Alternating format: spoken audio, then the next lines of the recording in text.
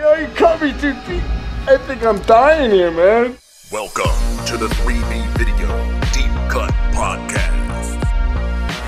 Watch a few movies, take a few notes. It was fun. Wow, what an introduction. It's us, your not-so-friendly video store clerks, Rotten Roger DeMarco, and Big Evil in the back room. Fuck you. and Well, I'm not really a video store clerk. I'm more of a ethereal entity. that's true. I preside over all things 3B video. All things tech-related. And this... Titty. Entity. The entity. I will not. Are you sure about that? No. I suppose this is our maiden voyage into podcast land. So, I guess this is the introduction episode, so I figured we would kind of break down who we are and what we do for the new ears who have discovered us, as well as give a refresher course to all the people who followed us from YouTube land. It's been a very complicated route we've taken, and various detours along the way. Absolutely. But this morning was, it was a tech gambit. We got this shit all sorted out, and we're ready to rock. So that should be its own behind-the-scenes episode one day. Is just 45 minutes of remix guiding us through trying to plug this into this, turn this down, switch over to that. tapping Can you hear anything microphones. now? Yeah. Yeah. I was mere moments away from starting recording it, too. I totally could have. Oh, man. That would have been fucking excellent. So, for the people who are just joining us and checking us out, we figured we would give kind of a little rundown of who we are, what we do, and all of that stuff.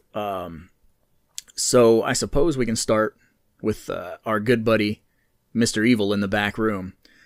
You want to give us a little background on who you are and why? Why me? Because I'm older? Right. Is it because I'm older, I'm going to have to go first? Who is Slightly. Daddy, and what does he do? Yeah, and why you are qualified, I suppose, to be a film critic.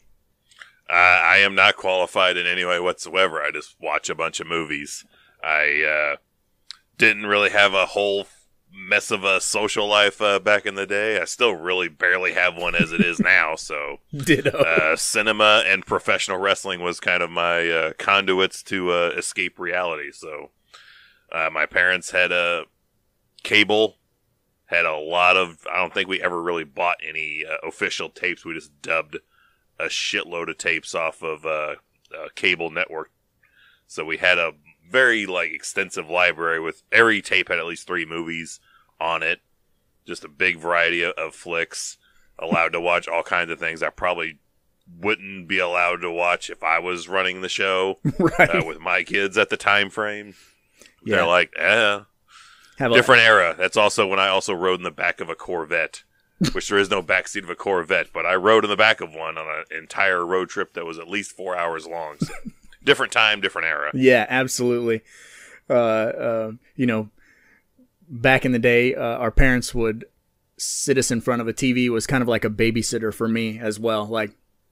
If my dad was working on a car or remodeling the house or whatever, it was, take a movie off the shelf and put it in the VCR and you're good, for 6 hours. Kid, sit down, shut up.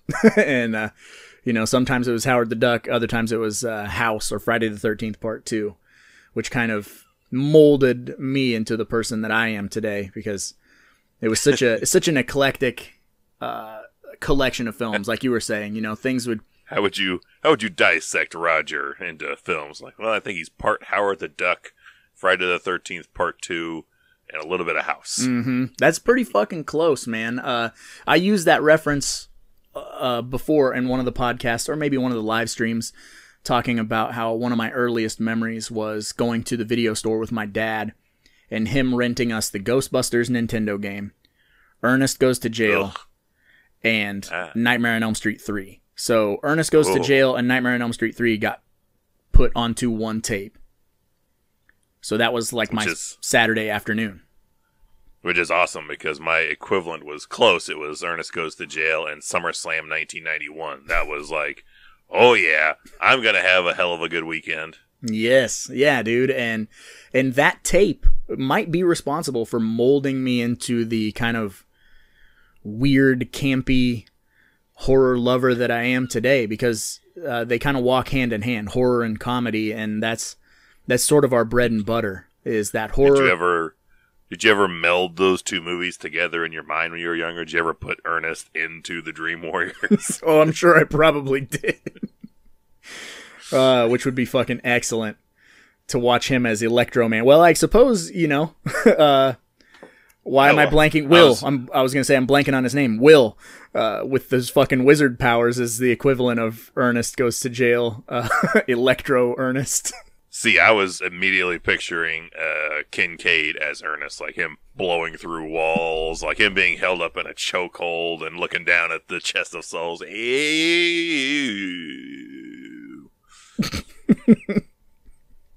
Oh, that's fucking excellent. So, what about you, Mr. Remix? What about your start into horror and all of that hoopla? Just about a year ago, I think this guy, Roger, was like, you know tech stuff, why don't you know movies? And I was like, fuck movies. I know tech stuff. And that's how that works. No, I don't watch movies, don't watch horror specifically either.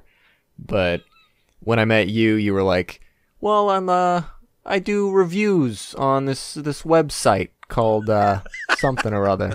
What was that website? YouTube. No. No. Repulsivereviews.com. Yes. I'm curious and not curious because clearly, apparently, in your head, when Roger speaks, you hear like a Goodfellas gangster. I'm curious what in the world translates in your mind when I'm speaking to you. What the hell I sound like? Well, he's more like Long Island, and you're more like the Bronx. Oh, I suppose.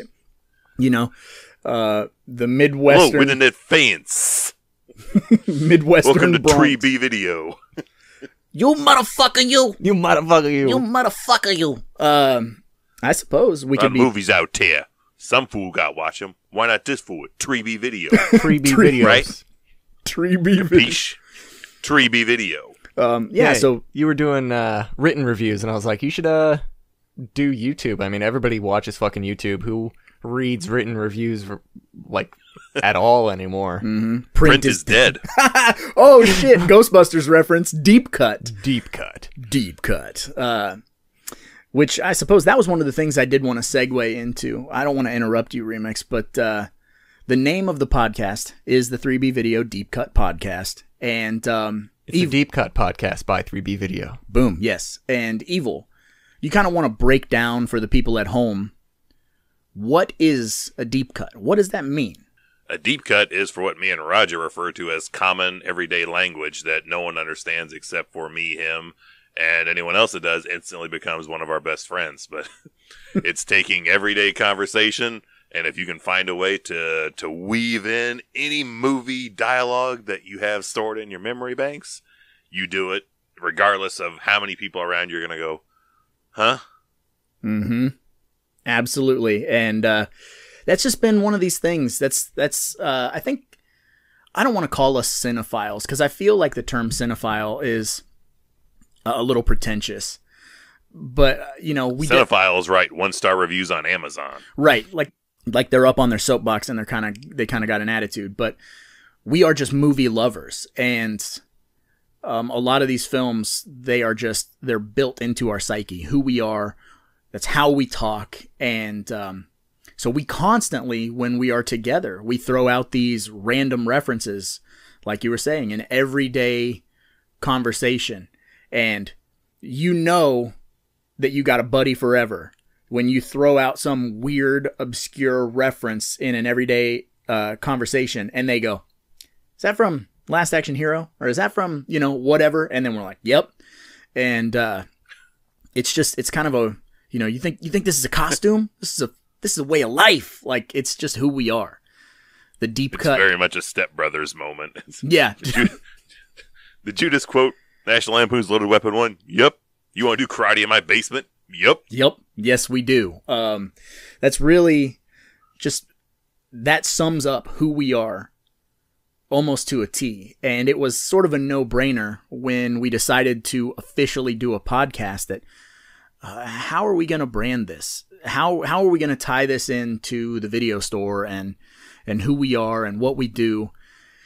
And it just seemed like the logical step for it to be the Deep Cut podcast, because that's just where our conversations go. You'll find, if you're new to our brand of reviews or our brand of comedy, air quotes, visual gag.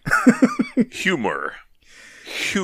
Yes, humor. That Our unique brand of humor. That this is just who we are. We get sidetracked. We go on tangents because we may be talking about Poltergeist, and then we'll have a deep cut from fucking Raw Deal or Tango and Cash, and then we go. That's like a heavy spoiler alert for future episodes. It may be titled "Review over Kingdom of the Spiders," and that may be opening sentence, and we never get back to Kingdom of the Spiders. Kind of like episode 3 of this podcast. There's an episode 3 already? You're seeing into the future. I can see everything. I am an entity that presides over everything 3B video. What do you not understand? Beep boop boop. Remix is a cyborg, for those of you that don't know. Call me Buster. Yes. And that's another thing that I did kind of want to discuss in this podcast. I kind of wanted to talk a little bit about how we all met and how we formed this little ragtag crew of people trying to take over the world. I'm assuming you would like me to jump in with that, since I would totally credit the wife of mine of getting things kick-started for everything. Yeah, you can tell that story, and then Remix will tell his story.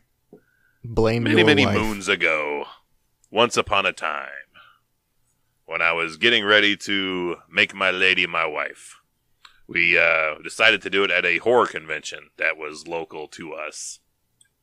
And my wife is a super social, chatty person to anybody that's around her, particularly if she's got time to kill. If there's people around, she's going to be like, "Hey, who are you? What do you do?" I'm incredibly not that person. I will just stand there in stark silence for 3 hours waiting for my turn to get my tickets and go into the convention. That's just, no, I'm not interested in what? Who? Nah, fuck off.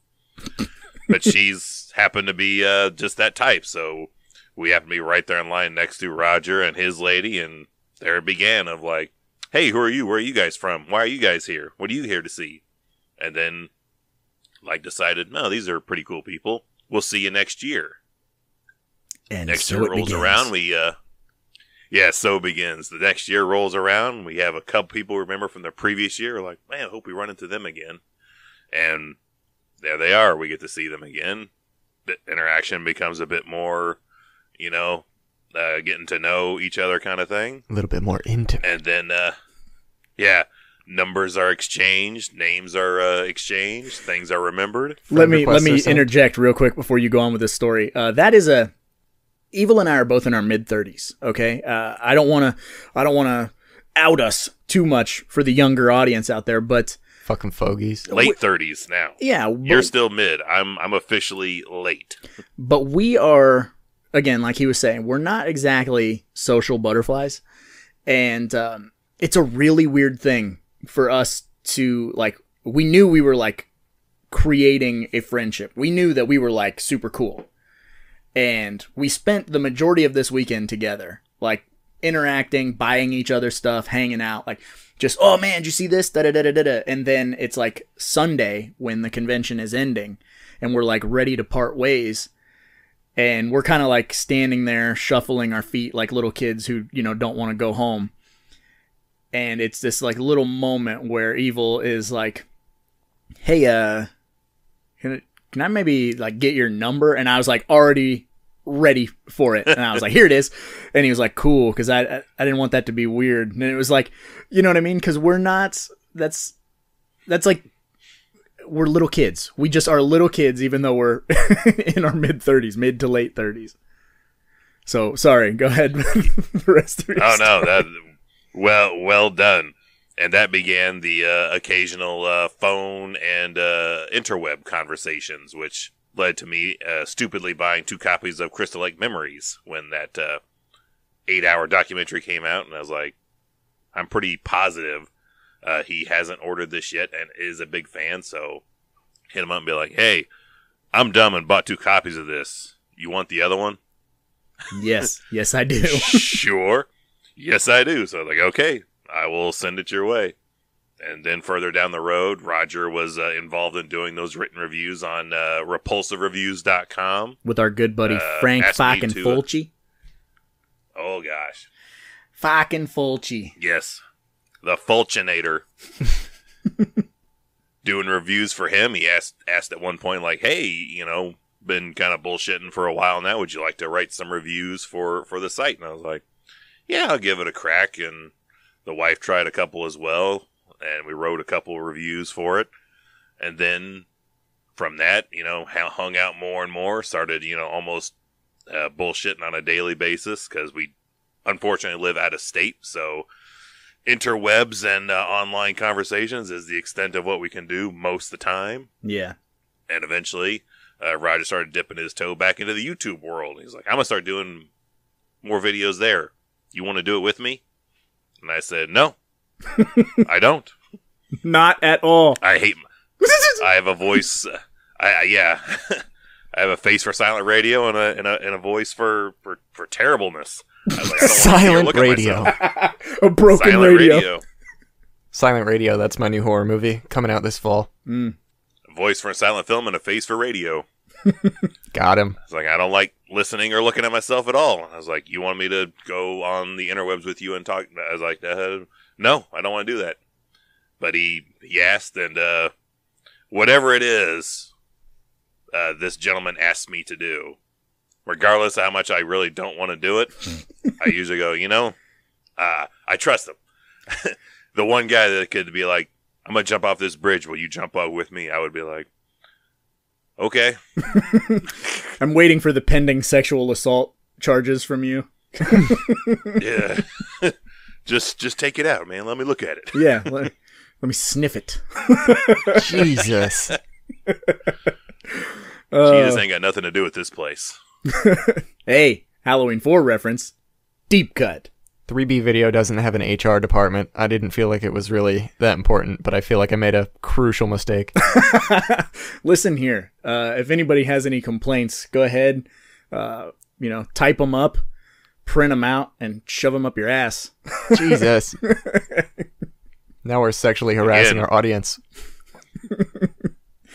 If they didn't know that coming in, just be prepared. It won't get much better, but it could get worse. Yeah. It's a very loose, off-the-cuff podcast formula. You know, that's the thing about the horror community, is there's so many people out there that do reviews and do all of these, everyone has like their own little niche in the horror community. And so it's difficult to come up with something and stand out.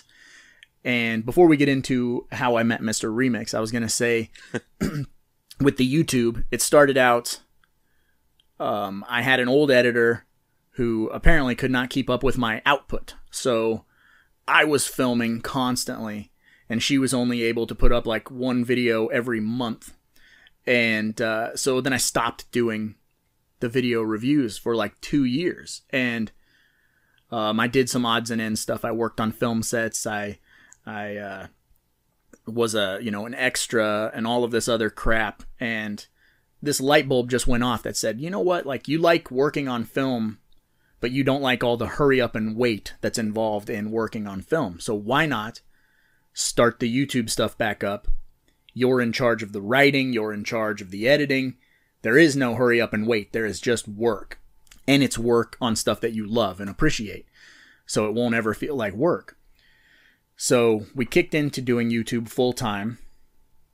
And things were going really well. And then there was a really bad storm here, which flooded my basement, which is where my movie room is. And that prompted us to have to tear out stuff and reconfigure. And when we tore it out and it was completely gutted, I was kind of at this crossroads of what do I do now with my movie collection, and it seemed like the logical explanation for a weirdo like me to build a video store in his house. So we went from 3B production company to 3B video, and we made the switch, a very conscious decision to make this. Go ahead. Which, side note, you want to tell them why 3B? What is the 3B? Ah, there you go. That's another deep cut. The 3Bs are the 3Bs needed in schlock horror, or in horror in general. The blood, the boobs, and the beasts. And when we grew up, we were both obsessed with Monster Vision, with Joe Bob Briggs, which thankfully he's got a new show on Shudder, so we get to see him again. But there was like a 20-year gap where Joe Bob was not doing shows, not doing anything. And oddly enough, we built the video store, named it 3B Video, and within like the first 6 months, Joe Bob was like back on Shudder, which was amazing. But this whole thing kind of started as tribute to the Monster Vision host of yesteryear, the regular everyday guy. Although Joe Bob has accolades, we do not have accolades. But his character. I don't even think that dude has a script. He just can just start fucking talking about such detail on a million things. Which, quick ultimate side note, while he was gone, I'm assuming you also, like me, picked up the Jason X DVD when it came out. Yes. How fucking flipped were you when you're like, Joe Bob's on the bonus features? Yes, absolutely. Yeah, he's the man. We look up to him tremendously. And so that was kind of the whole deal, was we built this video store as like a little tribute to him. And you'll notice, if you follow us on YouTube as well, that there are tons of little Easter eggs in the video store paying tribute to Joe Bob, in the back room, in the front of the video store. They're all over. Little things. Because without him, I don't know that we would be here. Yes, we grew up loving these movies, but I think Monster Vision was that, like, it hit us both at a perfect age, and it left a lasting impact. And there's something about, like, explaining all the funny things that happen in a movie. There's 27 dead bodies, 18 titties, 1 bush, 1 severed penis, and then, all the other fun stuff. Like, it was also refreshing for any other place you would hear anyone hosting a movie really explaining in detail stuff's going on. And Joe Bob was the guy I remember being like, if something didn't make sense, he'd be like, they're doing this and I have absolutely no idea why. This movie makes no sense right here. And yeah, I got it. It wasn't like condescending. It was like, this doesn't make sense here, but it's pretty cool still, isn't it? Like, love listening to him talk about Phantasm, because Phantasm is a hard movie to decipher, and he doesn't even pretend. So I love that about him. But yeah, so back onto the YouTube thing, we kicked this into full gear, and at first, these podcasts, the origination of these podcasts was a Skype call between me and Evil, which we called Buddies Forever, which is another deep cut to the movie Brain Scan, which we absolutely love. And we were doing these really shitty Skype calls with bad audio, but it was mainly just so him and I could stay in contact because, like he said, we live a state away from one another. And that's where Remix comes in. So I'm going to let Remix kind of kick in and tell the story about how we crossed paths and how he came into the fold. Just ridiculing us, just tearing everything we've done apart, being like, this is terrible. There's no real fun story of how we met. I didn't meet you at some convention about horror movies. You were just some dude at work that everybody's like, that guy's fucking weird. I'm like, he's funny. He talks about some super nihilistic shit, and that's pretty fucking funny. You started talking about how you do reviews. I said you should do it on YouTube. You're like, well, I kind of started getting back into it, but I don't really have anything set up for it. And so you started doing those Skype calls, and I was like, that's fucking stupid. Skype, garbage. Your audio, garbage. Your video, garbage. Try doing this. Try doing this. And as you started to transition into the things that I said, I kind of had to come on board and straighten out certain things. You started getting more in depth with the technology actually involved, mixers and bigger cameras and stuff like that. Stuff that required somebody to operate the entire time that it was actually in production. So I was pretty much just brought on to be professional tech man, which is what I am. Right. Because I know computers, I know cameras just a little bit. I don't know audio for shit, so this is something new. I don't know shit. That's why you're here. That's another I thing. don't know shit. Nobody else knows how to handle any of this stuff. You were like, well, what else do I do besides Skype? I'm like, use Discord. Everybody uses Discord. Discord gives you finer control over your like actual bandwidth usage and stuff like that. You can change where your packets are being sent to and received from, but that's extra shit we don't need to worry about. Then it's like, and both of us are like, what the fuck is Discord? Absolutely. I still don't know what Discord is, and we have like 90 members. Yeah, it's still tough to like, what is it exactly? I'm like, it's a thing. It's like a message board. It's a message board. There you go. It's a message board for the old fogies in the back, like Evil and I. Again, like you were saying, Evil and I, we don't know technology. That is not our forte. I hate to refer to ourselves as the talent, air quotes, again, visual gag for the people listening. But really what we do is watch movies, take notes, have fun. We need someone else to set up the lights, set up the cameras, make sure there's no audio discrepancies, make sure there's no trouble. And at first, for that first year, Evil and I were doing this all on our own. And the channel has grown tremendously. The quality has grown tremendously. But that's the thing, is some people do this as a hobby. And for whatever weird reason, it kind of clicked in my brain that if we had a team behind us and we had people making sure that we weren't making crazy mistakes and we were working to our full potential, that we could turn this into some form of a career. And over the past year, it has taken off. Like I can't even measure it with the Patreons, with the monetization, and now with us branching out into the podcast world. The support has been like completely overwhelming. Yeah, it's bonkers to go back and look at like the introduction of us trying to do this as a team thing on the YouTubes. Just go back and watch like those first episodes, and like you can see where we wanted to go without us even knowing where we wanted to go. Like just give it a couple years, and some patrons will definitely help pay to upgrade the things that we use, which is the biggest point too we can have, to be like your money goes places when you're a patron, or we get coin from doing this. It's to keep making things better. So the better things are, the more people hopefully will tune in and listen to us. We go back and look at those things and what we were doing when it was just me on my cell phone doing calls. You tried to call me on my cell phone. Yeah, we've grown so much, and there's so much more that we want to do, which can you subscribe to a podcast? Is that a thing that people are doing?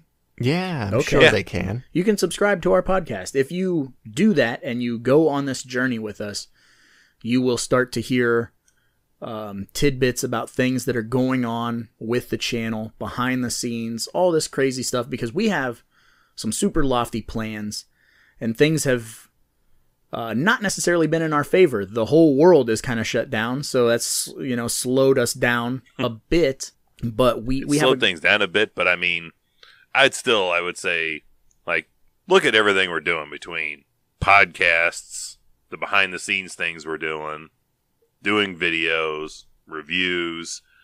That's all on top of still working everyday jobs like everybody else out there, because this isn't paying that well yet. Right. Hopefully one day, but not enough yet to where we can live sustainably without having to go to a regular everyday Joe job.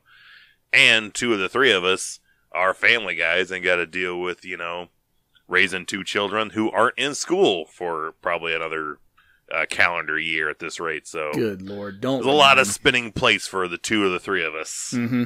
Well, and also Remix has a lot of plates to deal with too.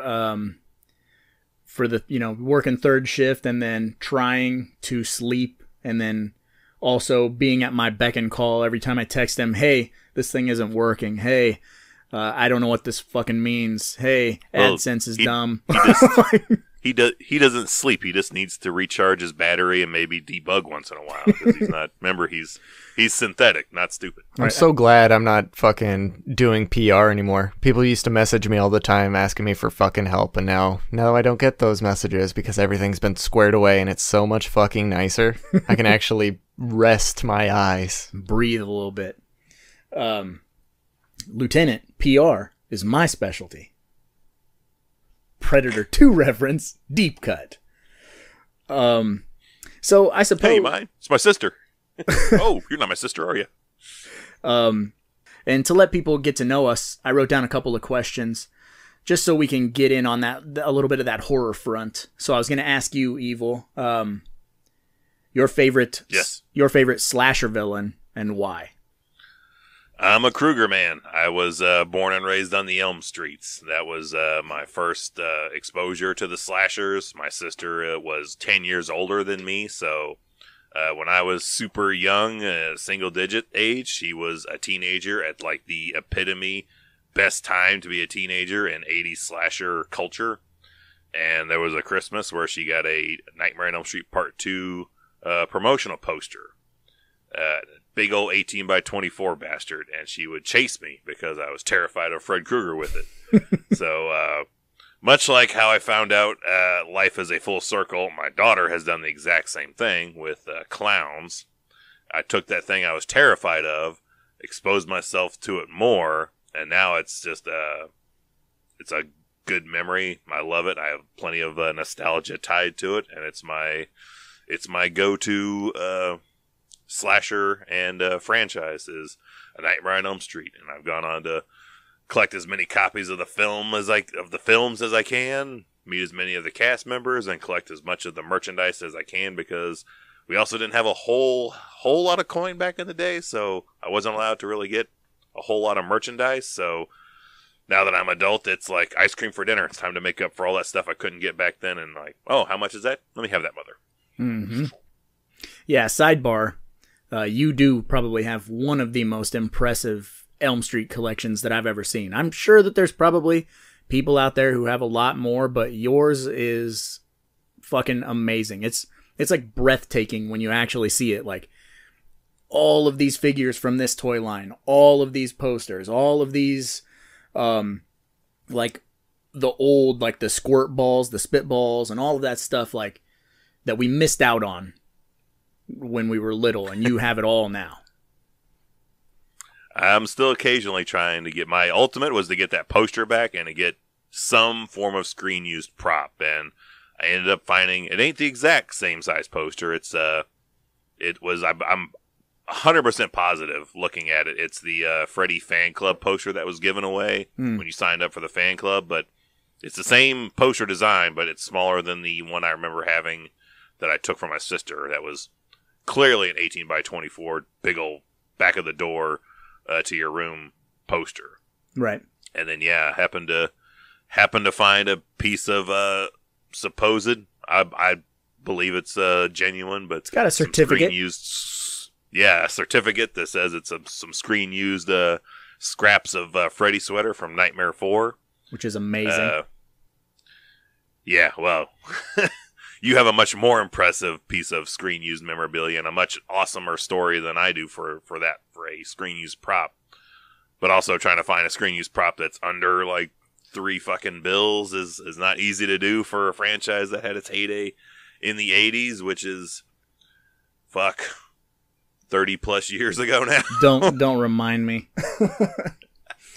All right, Remix, so what about you? You got a favorite slasher franchise? I know you're new to horror. That's another thing that a lot of people don't understand. So when you came into the fold, you're a sci-fi guy, you're an action guy, but you, like you said, you don't watch a lot of movies. So every time you would come here, I would send you home with stacks on stacks of movies to kind of educate you into this popcorn horror world that we live in.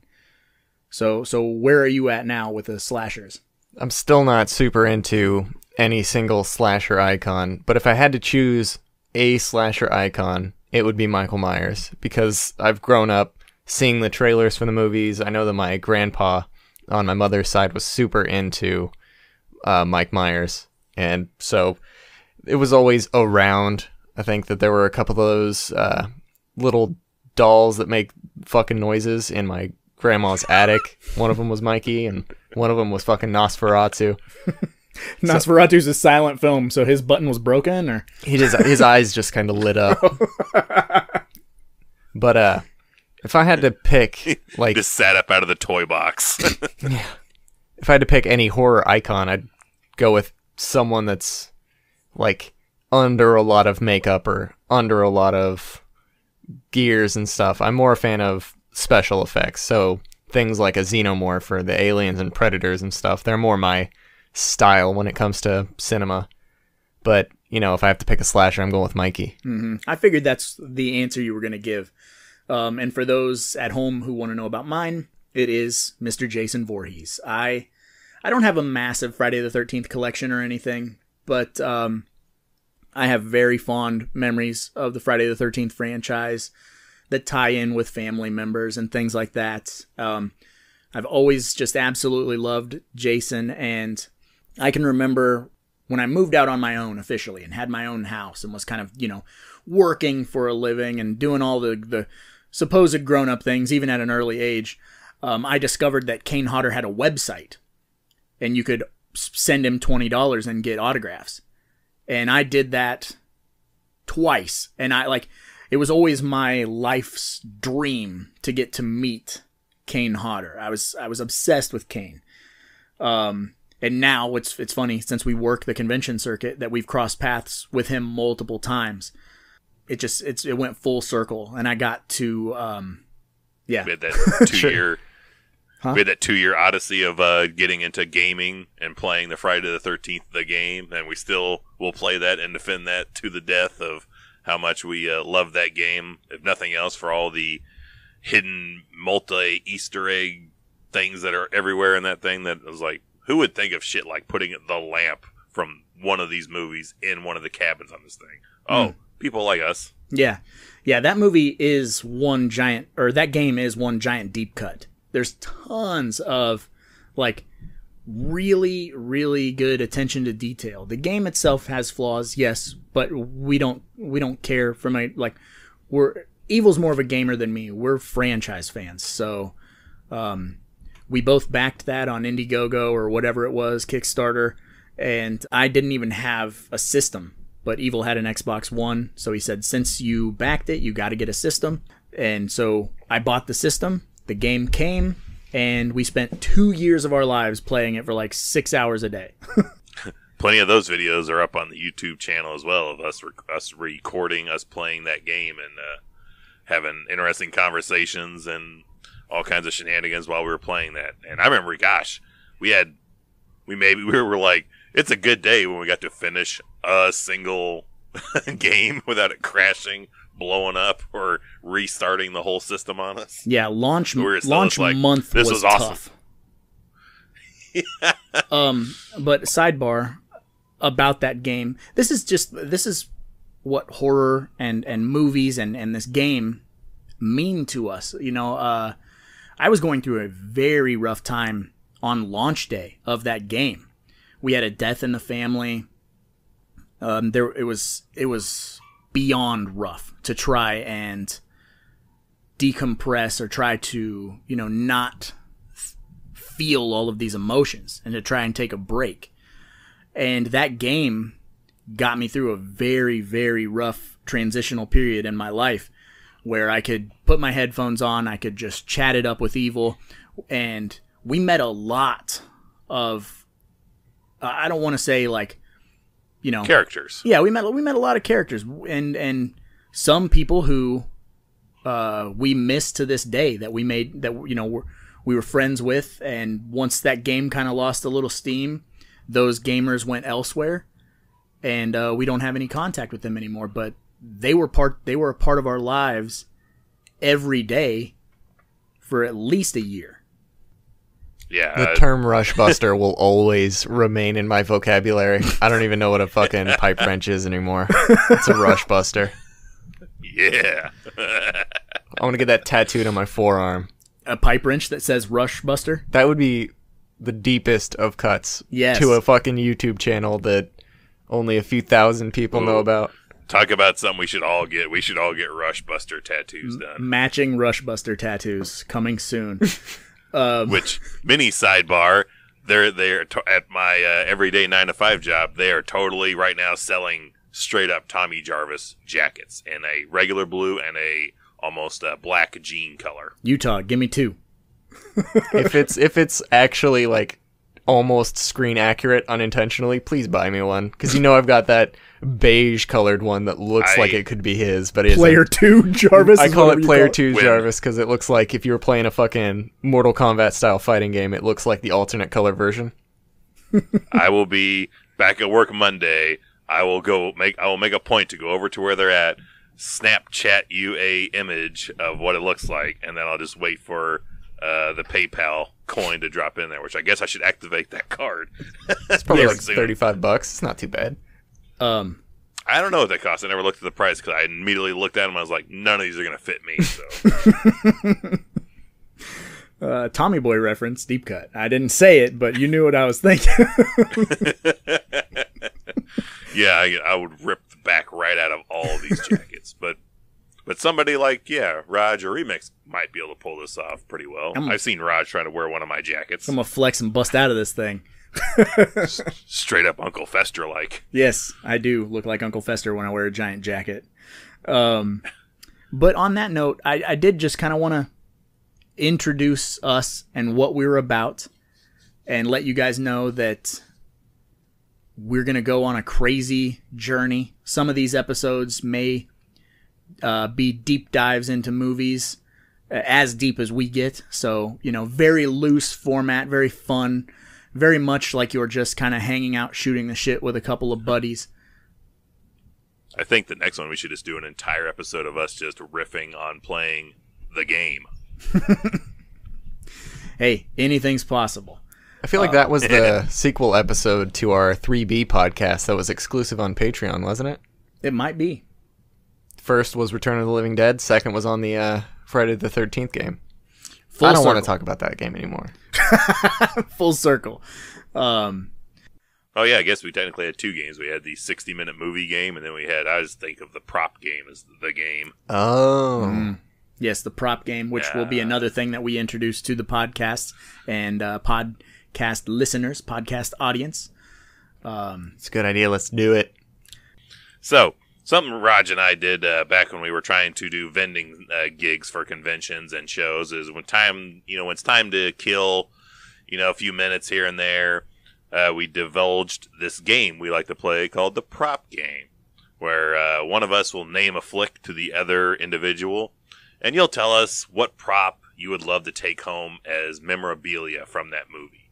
But we like to try to get something a little bit outside the box, i.e., like if you were to say Back to the Future, the easiest thing in the world would be, oh, I want the DeLorean. Try to go a little deeper, like what else would you want besides the DeLorean? Everyone wants the fucking DeLorean, Okay, I would like that weird fucking headset thing that Doc wears when he answers the door for Marty in 1955. That looks like a chandelier on his head. Something like that. So we will do our best to conclude episodes that aren't having a special guest on or some kind of special circumstances with a friendly round of the prop game. So I will kick off, and this will be, we'll each do a flick. We'll pick a flick, and the other two here will let us know what they would like to take home as memorabilia from this flick. So for Raj Remix, I give you both Aliens. Oof. All right. Remix, I'll let you go first. Hand tracker. You want a hand tracker, huh? There's something moving and it ain't us. Can I just have the fucking gunny sack filled with ammunition that they all hand to Apone? It looks super small, like hand over the magazines. Yeah, I just want the gunny sack filled with ammo. or I want Apone's cigar. Look into my eye. See, the first thing that came to my mind to grab would be Newt's head doll, Casey. Oh, nice. She can't. I thought the Casey head doll would be a nice, small, little, and very, very specific to that movie. She can't feel anything. She's plastic, or whatever the fucking line is. I butchered that line. Like, no, she's a... And that totally sounds like my daughter being like, no, she's a fucking plastic doll head. Don't be stupid. Like my littlest got a pet like a toy stuffed dog at like some school thing, and they're like, "Oh, what's his name? Dog, because he's a dog." And on that note, it's like, we'll see you next week. Don't be stupid. It's a dog. Yeah, and on that note, we'll see you next week. Look, let's just bug out and call it even, okay? What are we talking about this for? I say we take off and nuke the entire site from orbit. It's the only way to be sure. Fucking A.